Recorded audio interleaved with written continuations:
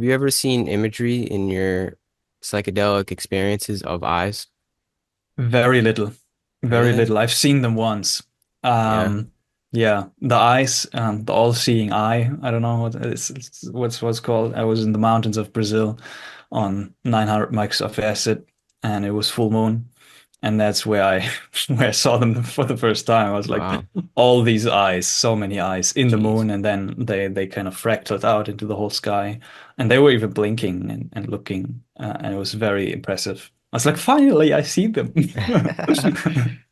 You'd wonder what that is. Like, why eyes? Why were we shown eyes, you know? Yeah, I don't know. Like, it's a big mystery. Hmm. Well, I feel as though there's a lot of symbolism that gets thrown our way in psychedelic experiences, right? Like messages that go beyond verbal messages, even though there may be some kind of verbal messages in some way, but it's like there's so much more in an image than there would be in a word or a sentence, right? You can take so much from just like eyes or whatever comes through in the form of your visual perception, right? And I Yes, think it's like, oh, sorry, you gonna say something? and then it's your experience in relation to that as well. Like, That's what I how was do I gonna feel say. about this Exactly. symbolism? Yeah, it's up to us to be able to like digest it and Mhm. take it in. And yeah, there's something special about that, man. I think it's like a higher form of communication, you know? Think about how we communicate literally right now. It's so crude. We're using mouth noises, we're dancing with our mouth, right? Yes, and we attach meaning to all those noises. Yeah. So, yeah. And it's in the same exact way that you just described. Like you're attaching meaning to how I speak and vice versa. And we have this similar dictionary in our head, but still at the end of the day, it's up to us to be able to digest it, Mhm. right? And that's where it can get a little fuzzy because not everybody has the same dictionary definition of the words that we use, right? Mhm.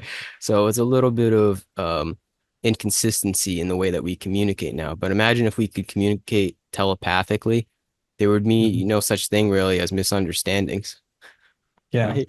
absolutely. Yeah. And I've become passionate about language recently. I worked on this course, psychedelic course, for like years and years, and got overwhelmed by the amount of things I wanted to integrate into that course. Now I started with the first presentation, and it's what are psychedelics? And I've been diving like month into the literature of like, okay, it brings me to the ground of language. What is language? What does psychedelic even mean? And all the synonyms we use for that word, and the whole like category of what's involved in that. What does psychedelic even mean? What do we say when we say we have a psychedelic experience? What do we mean when we say we have an entheogen? And what's the right word? Is that even a fitting word? There's so many conceptions and so many minds of Yeah. of what that means. Right. Yeah. Right. So what does it mean for you? What what have you come to find is the meaning of psychedelic? Um, I've kind of stayed for now in the bigger picture perspective kind of things of recognizing the root of each word that we use as a synonym for psychedelic, and then keeping all those perspectives in mind at the same time. Hmm. So, and that kind of gives the possibility for an understanding to arise. So, for example, psychedelic mind manifesting, and there's even different kind of communications about if it really means mind manifesting, or if in the Greek words, the true kind of root of the word is God breathing, because Mm, it comes from kind of psyche and delos, and those have deeper roots and going back a little bit further. I like that better. And yeah, God breathing. Mm, And then we have entheogen, right? We have sacrament, and also all these like broader terms. I come to appreciate those of that could mean so many different things. Of like a tool. Okay, is it a tool that we're using? These plants, these substances. What is a substance? What is a molecule? What is a teacher? What is a friend? An ally? Like these broader terms, non-specific awareness amplifiers. yeah. Also a good one, but also like some experiences of mine, it feels like it's not non-specific. It's very specific in the way it Yeah. amplifies my awareness. So just exploring all of these words that people use and have used in the past as well. Mm, Hallucinogens. What is a hallucination even? It talks to so many like deep topics of just exploring how we talk about these things. for sure. And the worst of all is drug. Oh Like yeah. that's how most people know him as. This is a drug. Oh, that's such And an even insult. that is like it's such a fine word. It has just been loaded with so many like connections in people's minds. They Yeah. associate so many bad things with the word drug. Hmm. And even Yeah. psychedelic. It's nowadays it kind of shifts in our culture a little bit, but many people from the right from the time from the delegalization and everything, it's like they have very negative connotations with the word psychedelics in mind. That's why people have been so passionate about bringing new words into the sphere. I like one from Jonathan Ott. He called it psychoptic. It's a psychoptic, which means basically psyche, and optic, vision of the mind, Yeah. the vision of the mind, kind Yeah. of That's good. seeing the mind. Mm. Yeah. That's good. It's like opening up the aperture to the camera a little bit more, letting a little more light in to see what's really going on. Yeah, Yeah, that makes a little more sense. I mean, at the end of the day, no definition does it justice. You kind of just have to do it. Right? exactly. And that will only lead, personally speaking, to more questions, really. I mean, for every one answer you get from a psychedelic, there's two questions that come along Hmm. with it. Hmm. But that's the beauty of it, really. It's opening one up to the mystery of it all, right? And not of it all, yes, of it all, but also like you said, inside of the mind, the mystery of really what you are, like the Hmm. felt direct experience of the mystery and miracle that you are. Hmm. That's the beauty of the psychedelic experience, man. And yeah, there's only so much that we could say about it. I mean, we could go on and on actually about it. We could have a whole podcast or a whole channel about it pretty much. But at Yeah. the end of the day, it's up to the person to do it in a responsible manner. And that's when you kind of get the aha, like, oh, okay, I get it now. Hmm. Right? Yeah, Yeah. and the embodiment of that experience coming down into our humanness and integrating those like vast, expansive states of consciousness that have infinite potentialities and Yeah. coming back. And regarding talking about it, I liked what Christopher Beige in his book LSD and the Mind of the Universe said. He had these like crazy LSD experiences, and he says like it's so hard to put into language. And I could just like keep surrendering to the silent appreciation of it all, but why not try? Why Yeah. not try to Yeah. give it my best and put it out Uh, there? yeah, What right. else is there to do? It's fun.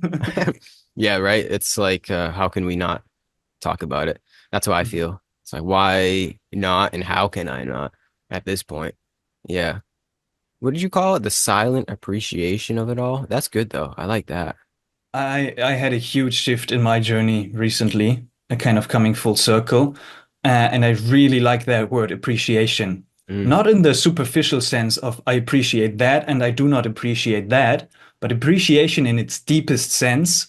It feels like the my most essential practice at the moment mm, that I do in life is just to unconditionally appreciate every state of mind, every state of consciousness, every experience. mm. That is kind of like, wow, it takes so much pressure off as well of like, I need to get enlightened, I need to get more aware. No, it's like, I can just, if I can actively appreciate every state of consciousness that I'm experiencing, I feel like that's what it's about for me at the moment. Yeah. And this silent in some psychedelic experiences, I've come to appreciate that practice as well, of like just as a mantra of like, okay, whatever is unfolding in front of me, if it's absolutely beautiful and magnificent and light, or if it's very dark and challenging and painful, Mm, just me as a silent, loving appreciation. That's what I give into it. mm. Just a silent, loving appreciation. I stay silent and I have a loving appreciation for what is appearing. And it's one of the most beautiful practices I've kind of developed a little bit further for myself. Yeah. It's so simple. So simple. I think No that's, systems behind it, no big explanations behind it. It's very yeah. simple. I think that's what it's all about, though. And where I think psychedelics and the whole psychedelic experience, meditation, the yogic path leads us to. And I think in that way, it's like we overlook it, right? It's almost like the truth is hidden in plain sight. It's just surrender and appreciate gratitude, right? We've all heard that. We've Mhm. all heard that. That's a cliche. But I really do think that is at the essence of every belief system and religion at its core, right? Pure, um, at its pure essence is to just surrender and appreciate what you're in right now and appreciate really what created you too. I think you can kind of get into that. I feel as though the more and more I go along this path, that I have no control in the matter, right? We have a little bit of control, we have free will, but at the end of the day, it's like something created us. Maybe it was us that created us, that's a little esoteric, but something created this mechanism of the human body and the world and how it all works and the order, right? Like something there, I don't know. I surrender to that greater force more and more as I go along and have gratitude to that force because that is actually, contrary to popular belief, a benevolent force that created us, right? It's almost like we were created for appreciation. Like you're supposed to appreciate. I don't like to say supposed to or not supposed to, but I will right now. Like I do feel as though that this was created for us to have just simple appreciation of life in itself, right? I don't know. It's very contrary to the popular paradigm for sure, but I think if you can look at it in the right way, you can learn to appreciate it and truly have gratitude to the creation that we're in the creator that manifested us. Do you Mhm. feel like that? There is a, you don't even have, you can say God if you want, but there is something greater than you that created you to yield appreciation to the creation. That's what it feels like for me. Yes. Yeah. Yes. There's for sure something greater than my limited self, this embodied self with a personality and an ego. Um, and it feels like this is the greatest service I can do for life and for reality is just to appreciate it as much as I can. Yeah. Because what Exactly. else is there to do? What Yeah. I mean, like even like yeah, you can go down and judge it.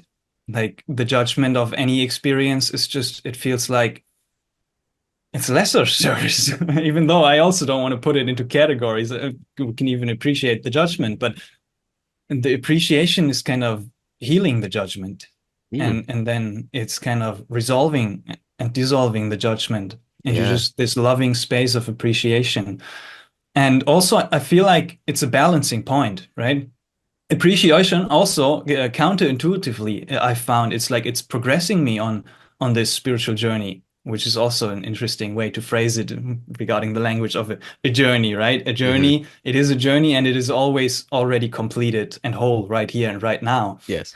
And the searching for the best technique, the best meditation, the greatest teachings, the greatest understanding, it has been integrating this sense of searching and grasping within me, which is not me being here. And this appreciation is even counteracting kind of that searching and that grasping for greater awakening, Yeah. because it's just I appreciate what is. Hmm. Mm. All right. It's a simultaneous play between both of those poles of ultimate here-ness, ultimate stillness, appreciating the moment, but also being proactive in the human condition. And I think they Mhm. play hand in hand. I think when you are truly present, it allows you to be able to conduct yourself in a refined manner that is cohesive toward not only your betterment, your honing in of the stillness, but also others, Like they play into each other if you know how to transmutate that dance, right? Yeah, absolutely. And it's absolutely this balancing point between this humanness as well, Hmm. because everything is, from my perception, perfect as it is right Hmm. now. Everything that is appearing. And I can appreciate that.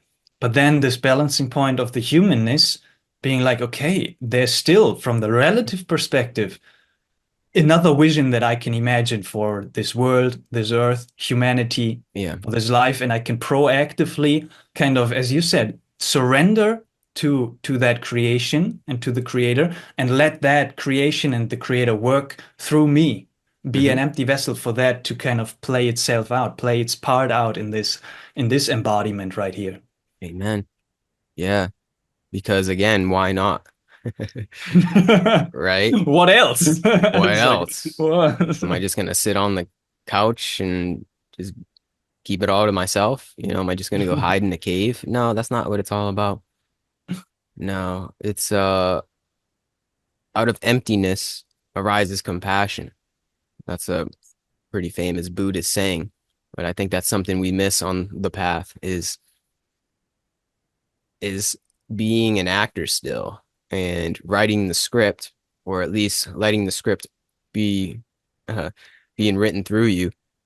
Let it be written in a way that is toward love, service, compassion, cooperation with other people, because that's just the way of things, man. That's just how it be. This creation was created so we all get along. We're all dancing the same dance. And the thing is like if I ignore that and go and try hide in a cave, that actually only causes me suffering, I feel.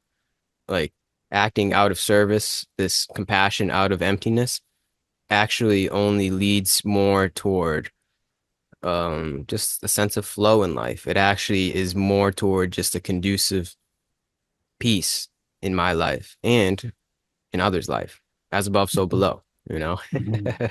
It all relates in one way or the other. So yeah, point is that why not? Right? Why not? And how can I not? It's just like that's just part of the Tao, you know? It's part of the down. And if it's a true calling to just sit in a cave and surrender into samadhi, then that might be the case. But I've found that it's the case for very, very few Yeah, humans. yeah. At least, like even for myself, when I was younger, I contemplated this idea, and I was like, okay, that might be the ideal. And I've come to appreciate, like, okay, no, I've got a place here, and I enjoy this, and I enjoy my journey and this process in this human activity. And also in Buddhism, they have the saying, right? Not just the saying that emptiness is form and form is emptiness, but also it goes further of saying that emptiness is emptiness and form is form.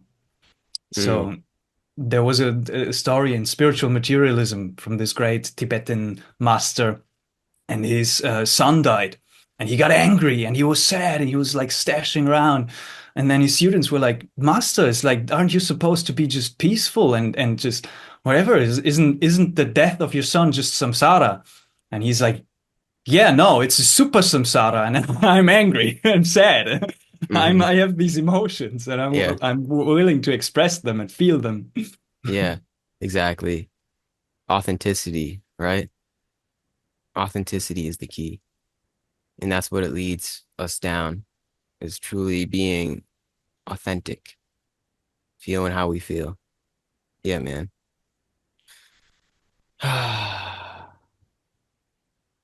I had a point. I don't remember what I was gonna say now. I hate when that happens. Um, yeah, man. Do you ever find it like peculiar? Oh, wait, I think I remember the point. Hold on, it's coming back to me. Oh, the point of like being in the cave and how you said you contemplated it. I think that's valid because it's hard to speak in generalities. There may be some people that are like Ramana or Buddha when he went out to went out on his journey out in the woods to get enlightened and need that solitude. I think that's part of it. I think that's part of it for a lot of us is needing that point of solitude. But for us in the world, you know, speaking in the Western world sense, I don't think that's our sadhana, right? I don't think that's part of our dharma. I think we were born in this particular time, in this particular place, to be able to spread the good word of um, self-realization, enlightenment, psychedelics, yada yada. The list goes on. But I think where we weren't meant, and speaking to you and also people that may be tuning in, we weren't meant to be the complete ascetic, you know? I think there is. the path of karma yoga, you could say, for us in our work.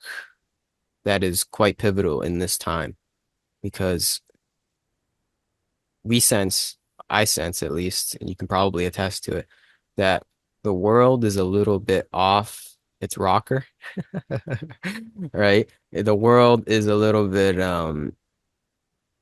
distorted in how we treat each other.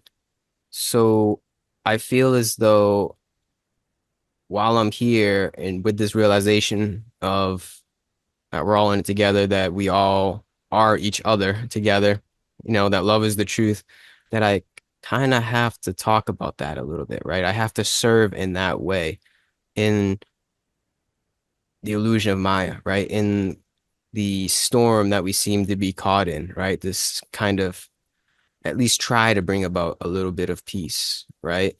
Do you feel like that is also why you do what you do and why you decided not to retire to a cave is because you sense that there's something you could say wrong in the world, just for lack of a better word, that there's something wrong in the world and you want to try and maybe make it right while you're here?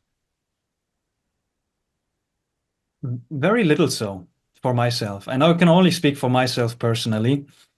For myself personally, it's more this sense, this overflowing sense of passion to Mm, to do what I do without the expectations of bettering anything. That's very little I think about betterment of anything. It's just that I do what I do and what I feel is most needed in every situation in each moment. And I just have this overflowing passion and joy that comes from the service that I do. So that's the only thing I focus on, without any like sensation, expectation. expectation. There is a sensation that something is off, and it's like obviously it's weird, like what is happening. It's actually it's ridiculously weird in times when we look at certain topics, like politics or like certain distortions of how people are living their life. It's like it's absolutely nuts. Yeah. But that's not what I focus on. I Mm, just choose to focus my awareness and attention solely, almost solely on what I do. And be fully present with that. And whatever is going to unfold out of that, that's what's going to unfold out of that. And if amen. the sensation comes that I want to retreat back at some point, then I might do that. But for now, it's a choice for myself, kind of from like foundational principles that I live by, a choice to do what I do in the world. One principle is taking 100% responsibility. That concept goes very deep. It's like, okay, I can take responsibility for this and that, for earning enough to be able to, like, I don't know, get some food and have some shelter. Or I can take responsibility for choosing to live in nature and just search for my own food and grow my own food and um, just not sleep under a roof. It's like taking responsibility for every choice that I do, for everything. And then it goes into these deeper layers of what we talked about in the beginning, this connection to the creator, and then dissolving the separation from myself and the creator. And when that is dissolved, there's a deeper sense of responsibility arising, kind of taking responsibility for what is happening in the sense that of everything that is happening in the whole world. Mm, And that's crazy. And it's at hard times very hard and tough to take on as a human. yeah. Um, and then the second principle is kind of 100% engagement. Just like with this choice, with this responsibility, with this freedom, I have a choice to make of what I do with this energy, this time that I have here. Mm, And whatever I choose to do, I'm going to choose to be 100% engaged in it. Not less than 100%, yeah. because it's like this 100% engagement gives me this power to just let it flow Mm, and just surrender myself into that process. yeah. It's very well said. True empowerment really does come from it. Mhm. And that's a good point that you mentioned about responsibility because I was sort of speaking in a grandiose responsibility. But at the end of the day, you don't want to look at it like that because it could be a trap, right? The savior complex. How we truly hold that responsibility, even though we might see that the world is crazy and we want it to be okay, is we just focus in on ourselves, that we take that responsibility in to our own life. We save ourselves to save the world. And we don't even really think about the world. I think it just naturally comes from it. I think if we're all just saving ourselves in our own way, our own path, our own spiritual journey, per se, I think that just naturally flows out, right? There's just a natural resonance that comes about that shines through in probably moments that you aren't even aware of, right? There's probably like a butterfly effect to being on the path that affects the whole world in some kind of, maybe a magnetic resonance, who knows? But there's some kind of like, I think, deeper healing that goes on when you heal yourself. And really, that's all that we can do, too. That's the thing, right? Nobody can save the world. Not that anyone would want to, but it's quite simple in that way. Again, we save ourselves to save the world. Yeah. Yeah. And on a relative level, it feels like there's nothing wrong with having a vision for for the future of this earth and this life and for your life. Um, from the inspiration outside of like you feel like, oh, this topic is dear to my heart, and there's something calling me to be proactive in that specific domain. Then wonderful. Why not just go all into that and also do your part in the external while Hmm. obviously you're doing your internal work and you're Yeah. shining that out into whatever you're doing. Yeah. So nothing wrong with that. But what I see in many people and what I try to be very careful about is this sense of complaining, again, of this judgment, Mm. of just staying in a state of consciousness that is judging what is going on, judging this topic, judging that topic, that is not going right, that is not going right, and then not doing anything about it. Yeah. Then you have all these callings, you have all these things calling you to be proactive. It's just your choice of where you really want to change something Yeah. because you can't do it all. And Yeah. then just but get going and do something, and then it's beautiful to have like a 40-year vision with your specific kind of thing that you bring into this world and Mm. that you work towards, maybe alone, maybe with a team of people, with a network of people, and you kind of facilitate this change that is inevitable and natural either way. Um, Exactly. so, Yeah. so and then you're invested in that, and then you're doing something. And then what I like to do is to break it down. Okay, 40 years, that might be big, like solve world hunger, that might be a little bit too big of a mission for me to take on. But if I choose to, I can try to work on that. And it's like then it breaks down. Okay, what can I do in 10 years? What can I do in five? What can I do in 1 year? Mm. Me in my Hmm. life. And then what can I do this month, this week, today? What can I do Yeah. today? Instead of complaining and feeling sad about it, what can I do today to render my service to the world, to give my gifts? Because I feel the calling to be proactive in that domain. Well said. Might have to clip that one. That was good. For sure, man. Yeah. This resonance brings a sense of purpose. And I talk about this all the time, but I don't care. I'm going to repeat myself. I feel as though true purpose comes from this fulfillment, a purpose for being here, a purpose in our service truly comes from this, something that is beyond a paycheck, putting food on the table, doing the dishes, a purpose that is a little bit more than just the goings on of our life, like something that transcends our life, right? It's it just naturally comes from it, right? I feel as though the service transcends our life here, and not in a grandiose sense. I don't want to talk like that because it even could just be like your services to your children and your resonance of love to your children is imprinted in them and they become good people in the world and then they transfer that into their children and yada yada. It goes on. So it's hard to say and hard to generalize, but I really do think once we tap in and feel that innate love within, right? Without sounding too corny, we find that innate love, that fulfillment. Naturally, we create something out of our life that transcends our life and goes on and on. Really, I think that's what it's all about is like creating, imprinting something into this world that we may think is crazy into a better one, right? And yeah, it's quite beautiful in that way. Do you feel that? Mm. Yes, I feel Yeah. that 100%. And also a beautiful sentence that I heard from a presentation recently comes to mind. It's a very powerful one. It says, "You only keep what you share," like a You life only keep wisdom. what you share. Wow. And it speaks to this sense of service and giving. Also related to that, there's a saying in the rainbow community. It says, the more that you give, the more you've got to give. Mm, that's good. That's actually, oh man, I'll bring this up post-production, but that's in one of the non-canonical gospels where Jesus speaks on that. I'm gonna bring it up. I don't remember what it is Hmm. now. I'll bring it up post-production and Hmm. put the quote on, but Hmm. it's that essence is that we only truly start to receive when we give, right? Yeah. Or what was the way that you described it in the first Yeah, you sentence? only keep what you share. You only keep what you share. Yeah, it's that same essence, the same meaning. Mhm. Yeah. And yeah, man, it's so true. Oh And wow. the fulfillment comes automatically from that. Mm-hmm. It's been my greatest source of fulfillment. Mm-hmm. It's just this selflessly giving myself to life and to the process and to whatever I'm doing. Mm-hmm.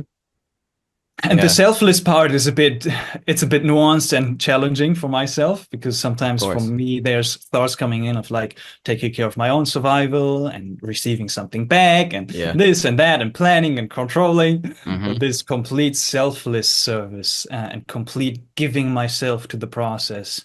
Um, Yeah. it's That's the what battle I within. kind of aim for. Yeah. Yeah. 'Cause you can't give too much. Or maybe you can.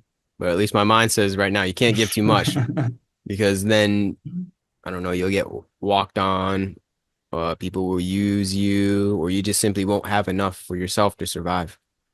Well, it's coming back to the sense of responsibility, 100% responsibility. Mm-hmm. If you give so much, then got to take responsibility for the consequences of Yeah. whatever situation you find yourself in. Yeah, That's people exactly. walking over you. It's that you just and this is kind of like the guidance system that is put into place. You feel when you're out of alignment. Mm-hmm. You're like, okay, you give, and maybe you give too much, and then you feel bad. And then you're like, oh, why do I feel bad? I'm just giving, and I only keep what I you only keep what I share, and I give. The more I give, the more I've got to give, but I feel bad. And then it's like, it's your sign. It's like, oh, okay, I might want to look at this and Yeah. realign myself in whatever way feels best for me, so I can be of greater service. Because if I'm not in alignment, what is my service doing?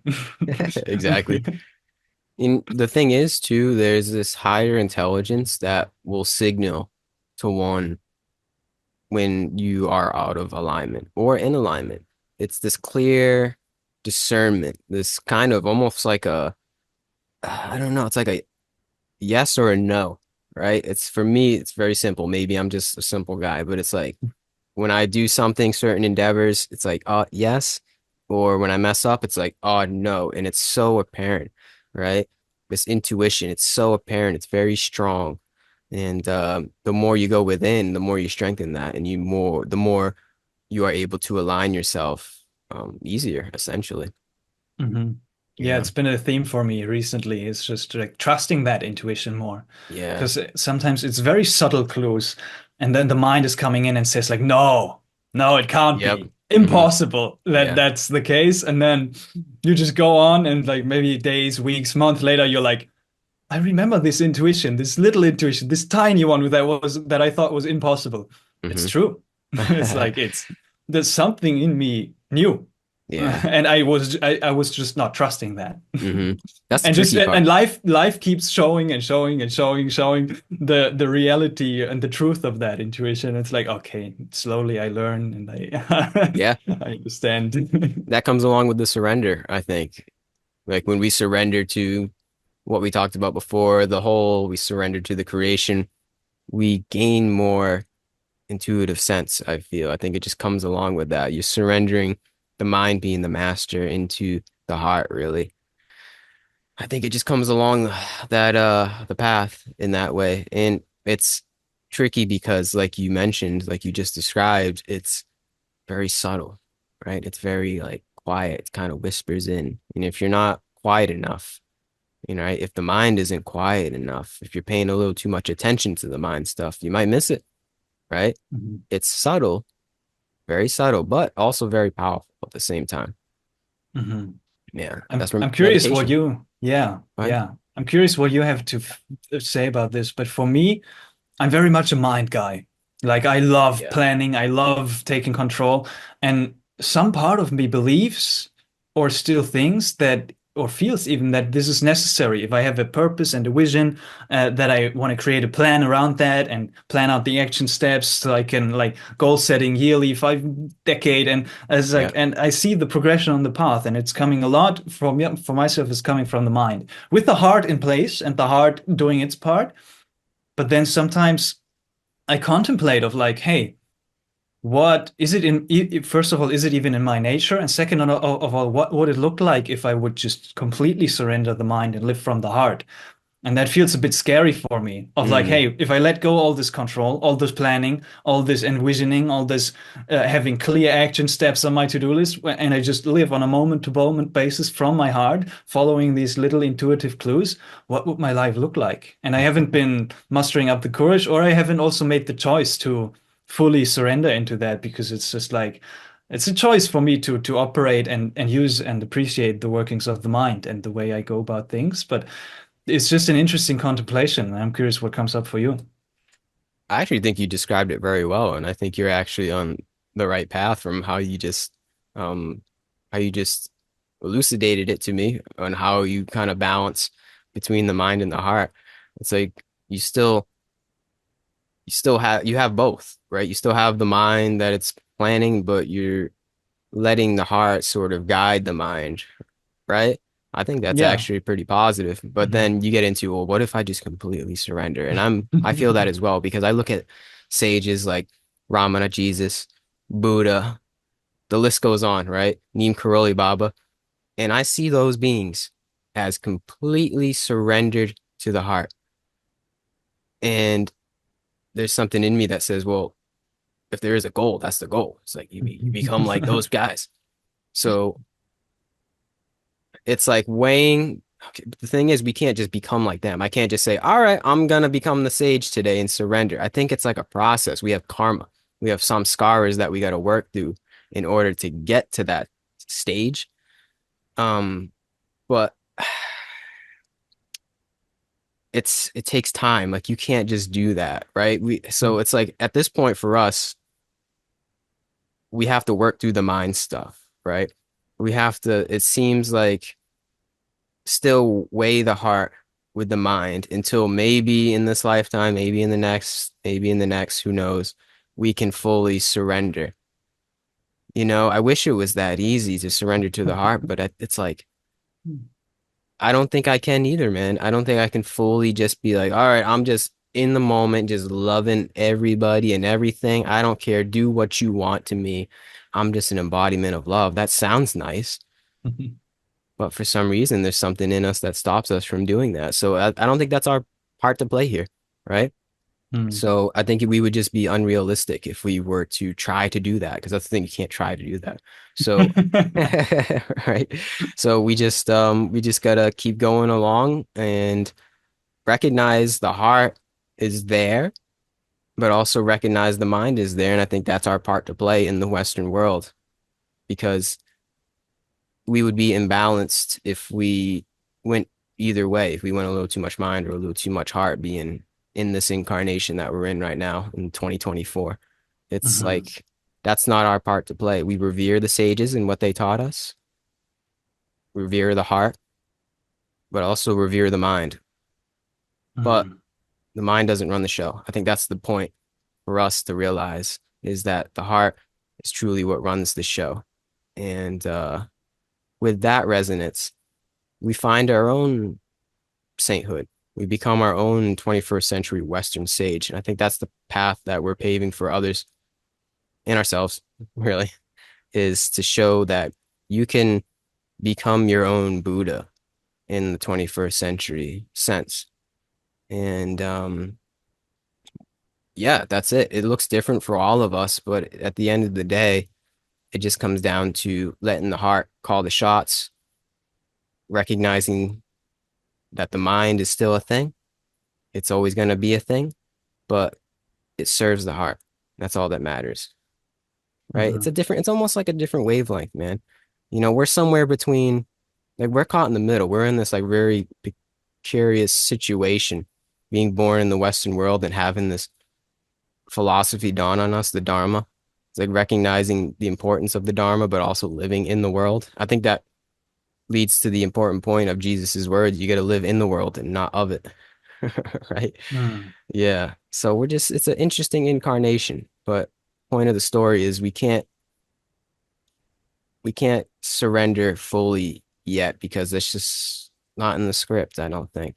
At least personally speaking. Yeah. But from my personal understanding, it's like at least that's a belief. Like theoretically, on paper, it should be possible.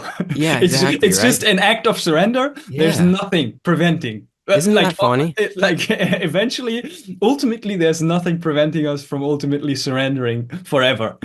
But then, as you said, it's obviously we can't, Yeah. or It's many just of us weird can't. game, right? Because it's funny. We can talk about that now. We can both recognize that that is the truth. Like what these sages were telling us of the past is 100% the truth. All belief systems, all dharma is about that. Give glory and surrender to to God, to love, right? It's really that simple. But yet we're our own worst enemy in that way. Yeah. And I love that you brought up culture. And that's been coming to my awareness recently more and more as well. Coming back to the appreciation of our culture. Because Mm, what I've been falling into in younger years and also what I see in so many communities that I hang around is this neglection of your own culture, society, and then, but what's the alternative? What's happening is seeking out of another culture, of another tradition, of another philosophy, of another community, of another tribe, even in the psychedelic space, in the ayahuasca tradition, and then neglecting your own kind of heritage and trying to take on another identity and then realizing that this other culture has just as many flaws and mistakes and yeah. weird things as your culture. Hmm. Maybe you do feel more comfortable in that one, but as you said, it's like we're here in this culture. I was born here in the Western world, and I feel like this is a great service to live in that culture, in this capitalistic system with as many flaws as it has, Hmm. and then walk my way in that, walk my path in that, and also look at these roots. I haven't done that too much, but it's like, hey, what's the local psychedelic here? What has been growing here like 2,000 years ago? What were my ancestors doing? The Yeah. ancestors in the Amazon, yeah, they figured out the ayahuasca, and it's beautiful, and I love that, and I participate in that, and I feel a strong calling to pursue that further. But it's like, what's with my culture?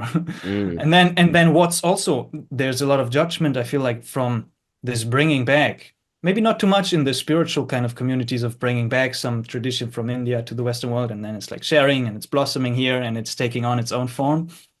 And then no, it's taking on its own form, and that might be beautiful.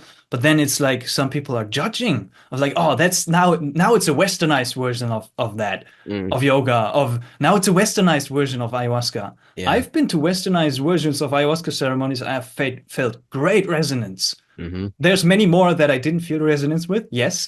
But for some, it's like some have been integrating a Western way of doing ayahuasca ceremony in such a wonderful way that I feel at home. I'm like, Hmm. yes, this is exactly how I feel like I want to do it. Yeah. And that's been wonderful. And then it comes back to this appreciation of my own culture, this society, of this system, taking inspiration for sure from all the other cultures, and maybe even spending years in them and learning their ways and bringing that back maybe, or staying there if that's a choice, whatever. But Hmm. not out of this place of wanting to escape my own culture. Right? Yeah. That's what I see. It's like I want to escape because this is flawed, this is bad, we are in a mess, and now I'm leaving. I'm out. It's like, bye, you all stay in the mess. I'm leaving to this one, and Yeah, it's like, oh, what are you doing? exactly. That's well said. And I feel as though that um, adds on to the point of what is the purpose of our incarnation here? Not just me and you, anybody listening, the people that are into the Dharma, but also living in the Western world. It's taking these golden nuggets of truth, whether it is a psychedelic or philosophical topics of the Dharma of the East, and merging it in with the West. Because we're sort of lacking that. So I feel as though just in this moment that our incarnation here is to incorporate it into our life, feel how much it helps our life, and also helpfully spread it to others in this Western civilized world, right? It seems like that is part of the precarious situation that we are in. And I think that's the part we play here. That's why we're not Ramana Maharshi. That's why we're not Mhm. Neem Baba or the Buddha. We're kind of like this. It's pretty cool actually when you sit down and think about it. I don't think it's ever happened before. Like we're in this like we're almost like James Bond for the psychedelic scene, you know what I mean, in the Western world, or like the Dharma, the Eastern philosophy scene. We're like undercover yogis in the Western world, and we're trying to bring um that lifestyle, that realization that these people have had in the East thousands and thousands of years ago, or also in South America, utilizing psychedelics and plant medicine and stuff like that. Pretty much anywhere that isn't in the Western Christianized world, bring that essence of self-realization into civilization, self-realization into civilization. And I think that's the service, right? I think it seems to be that's the part we play in the script that we're writing for the times that we're in. Uh, it's quite strange actually now that I think about it. But it's cool. It's Actually, cool. I am also a recognition or observation came to my mind talking to this kind of thing. And it's a very, what I find very peculiar and what I am kind of like, I don't know, it just came to my mind is like, okay, we bring it back. But what I am observing and recognizing a lot when I engage with people who are not on the path, from my perspective, is that many are, they're not even interested. No. Like, Mm-mm. not even close to interested. No ambition to create anything for themselves or for the world. No ambition to look at themselves, even look at reality, look at consciousness, look at awareness, look at love. Nothing. And then when I spend more time with those people, I'm like, okay, like I can't force you Yeah. to be interested in the self-discovery, self-expression, self-realization, self-actualization. And that's totally fine. I want to stay without judgment in that. But then kind of following through on this, what emerges out of this for myself is okay, I don't feel a resonance with that. So I feel a resonance with to work with people who are already on Hmm. the path and make and create something together and get that momentum going and work with upcoming leaders, with psychonauts, right? That's where my passion lies. But then still one thing that came up right now is like, okay, still then what about those other people? Like Yeah. because what I'm also recognizing then in the community, in the space that we're in, kind of this broader space, is many people have the same recognition of like being passionate about serving people who are already doing great and who are open-minded and interested. And that's perfect. And that it feels like the only people you can truly serve are those who are open to being served and Yeah. open to. But Yeah. then what about all these TikTok kids? It's like Yeah. who's going to serve them? What's going to happen? I know, right? If I know, nobody's right? passionate about serving them, then they're just going to stay lost. Yeah. I know, right? It's like we're just serving each other. We're all serving the people that know we should already be serving. Yeah, in Yeah, our own it's little bubble, yeah, kind of. right. It's almost like this echo chamber of service. I see that. But that's the best we can do. That's the thing is we can't do it Yes, for anybody else. yes, So at yes. the end of the day, we just help people that want to be helped, right? It's just an offering. I like to see Mhm. everything that I do and that you do is like an offering. We're just throwing it out there. If you want it, you can take it. If not, then well, keep going on TikTok, Exactly. Yeah, right? yeah. That's the best we can do. I see the greatest service in a realistic sense that we're rendering is showing the power of psychedelics in a responsible sense, right? Because psychedelics, me and you both know, are extremely powerful, right? And they've allowed me to see things in a different light very effectively, very efficiently, and just I don't know. They're just extremely powerful for having this dawn, right? The dawning, the revelations come in that we're talking about here. So I think just from a realistic standpoint, our purpose here is to show psychedelics and how helpful they can be. Because if there is one thing to convert people to the light side, to the side of service, it's a healthy dose of psychedelics, right? Use responsibly. But I feel as though what can wake people up is psychedelic experience. If it's not going to be anything else, I think it's going to be psychedelics that do it, right? Not for everybody, right? I'm not advocating everybody do it, but I think there's a good amount of people that can get the message if they just decided to take 5 grams of mushrooms in silent darkness or do an ayahuasca retreat. It's like it's the what's the word I'm looking for? It's the quickest way to pierce the veil, no pun intended. You know what I mean, though? Because Yes. it's so hard. We're so conditioned. And when you're in that session of a strong psychedelic, it just is, it just is like, You can't deny you anymore. can't deny it. Exactly. It's so apparent. It makes Yeah. so much sense. It's like, oh, of course. Right? Oh, of course. And I don't know if we can do it without it, to be honest with you, man. Do you think we can reach this state or reach people without the psychedelic substances? I know we can, it's possible, but it'll take a lot longer, right? It might take a lot longer. Ultimately, I don't know. I have no clue Mm, if we can. As you mentioned, it's like psychedelics for myself personally have been one of the most powerful catalysts for this change and raising of awareness. So I'm just deeply passionate about serving in that field.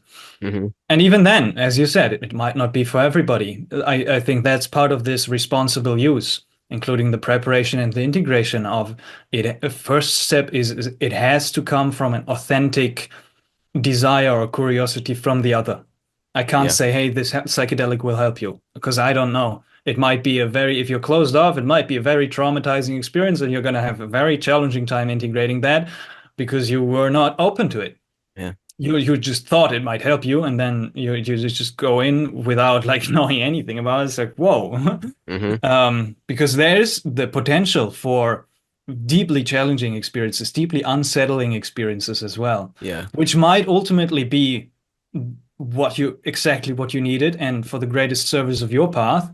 But for myself, I ran into some very tough ones that were like, yes, in retrospect, I'm like very grateful for them. But in the moment, I was like, oh, this shook me up. Like, I don't know if this even questioning the path or like going deeper to these deeper layers, deeper and deeper and deeper layers. Like, I don't know if that's even a path for me. I've come to that point of like doubting this path of going balls deep into psychedelics. Yeah. But then this maturity, taking responsibility. Okay, I chose to do this. This is the consequence. This is my state of being right now, and now it's on integrating this hmm to to then serve back better. hmm Yeah. It's hard to generalize. It's hard to give a blanket statement of what psychedelics could do. I think they can definitely help a lot of people, but all we can really attest to is how much they've helped us at the end of the Yes. day. Yes. And Yeah. also, what I became passionate about in the last year or two was because of some unsettling experiences myself, hmm and because of this hype, psychedelic conferences, legalization, everything is kind of like Yeah. it's coming slowly, but surely it's coming, and this hype is there, and this shift of perspective. But then for myself, I was like, okay, now I feel like my greatest service is to balance that out and to talk more about the dangers, the pitfalls of working with them, what can go wrong, Mm. physical health issues that can arise from using psychedelics, mental health issues that can arise from taking psychedelics. Because if there's an overemphasis on, oh, this is going to cure us, this is going to heal us, this is going to Yep. heal the world, then that's beautiful. That's necessary for this cultural shift to happen from this extreme to the other extreme, but then to balance, to not go into the other kind of extreme of the pendulum, but keep it balanced. Like Keep it keep it balanced. balanced. Keep it like a responsible, mature view and perspective on the situations. hmm I feel like that's a strong theme in this conversation is balance. Always and everywhere. It's the middle way. Yeah. Yeah, man. Um, damn. Yeah, I see that as your service, man, is you're so experienced with it. You've done so many times. I think your service is to just provide a healthy balanced view for people that are maybe interested, maybe a little bit into it, and yeah, that are just curious, right? It's good to provide testament of what it's done for you, but also with that testament comes experience for you to help people navigate this because it's pretty deep. Psychedelics are extremely powerful, you know that. And yeah, it can get pretty trippy to say the least. So it's good to come in with a grounded sense, right? Grounded and just be a good guy. You know, you're a good guy about it. So like if you can provide an open heart really to people that are into this thing, I think that's the greatest service that you can render to the world. Seriously. Yeah. I don't know how my service is gonna evolve, but I have this big vision. Like it's driving everything. Because ultimately, and I feel like I'm at the very beginning of my explorations and of my path, even though I've had these quite a few journeys, you could Hmm. say. I don't know. But for Yeah. me, it feels like, okay, this is just the very, very, very beginning of this whole path. And the big vision then is not just to provide a point of view, but also to facilitate the space, to kind Hmm. of buy an island with hot springs and waterfalls and mountains and a beach and build a retreat center with kind of a school, an Yeah. education school, implementing this integral, holistic point of view for the preparation, then a proper kind of ceremony for whatever way is most appropriate for the one who's being there, and then the integration part of Yeah. integrating that back into one's life to fully embody and live the insights that one has experienced during those intense states of consciousness. And that's kind of 30, 40 years down the road. I don't know how much it's going to take or if it's going to unfold, but this is kind of the vision that keeps me going. And then this education and the sharing of my experiences on the YouTube channel is kind of the first step. Now it has evolved into more like integration work, especially with psychonauts. I'm very passionate about empowering psychonauts to discover and actualize their life purpose so they can live in alignment with who they truly are, so they can really embody this authentic self that they have experienced or glimpsed in their psychedelic experiences and kind of help them through coaching. I love coaching; it's wonderful. It feels like, kind of like I am acting as a psychedelic almost when I'm Wow. coaching. It's Oh, it's it's my greatest passion. It has become one of my greatest passions. It's very yeah. interesting. And then whatever it's gonna, a lot of learning has to happen for myself still to walk this path and deepen my own experiences Hmm. and kind of breadth of experience or depth of experience. Hmm. Always a student. Always. Yeah. Yeah, man. It's good to have that vision of buying an island. You really want to buy an island? I have already so many people who are like, yes, I'm gonna work for you. I'm like, great, I'll let you know in 20 years. Yeah, it's good to have that vision of the island and the facilitator, but also recognize that you're still learning. That's the balance, man. Really, we've been talking about for the past hour, just balance, right? Balancing the two worlds, the mind and the heart, really. And Mhm. yeah, it's good that you have that. I think that'll lead the way in this whole journey here, this whole incarnation here, this very interesting incarnation that we seem to be in. I appreciate it, right? I appreciate this whole thing and the whole journey altogether. That's the thing is yeah, it's just every day, just a genuine appreciation, really, right? It's just genuine, like this is really cool. It's really amazing that we're here and able to do this. But It is. yeah, man. I think that might be a good note to wrap this up at, to be honest with you. Uh, do you have anything else you want to say? No, feels good to me. Feels good to me. Appreciation of the Yeah, highs and the lows. yeah. It's not, it doesn't mean it's gonna be easy.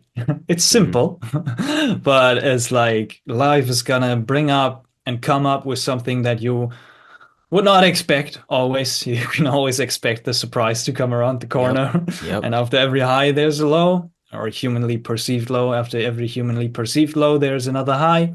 Yeah. And it's the appreciation and love for this roller coaster of life Hmm. that we're living in. And Hmm. it's deeply wonderful. It's beautiful, like its essence. It feels like for me, the essence of it is infinite beauty, infinite absolute beauty. Like Yeah. that's it. And my job is to just appreciate it as much as I can. Amen. Yep. So, and thank you for that conversation. It was a very enjoyable one. I For deeply sure. appreciate that. Yeah. I And appreciate you. always good to catch up. Thanks for everybody listening and still listening. I hope you got some value out of this and enjoyed it as well. Well, I got value out of it. If nobody Yeah, else. me too.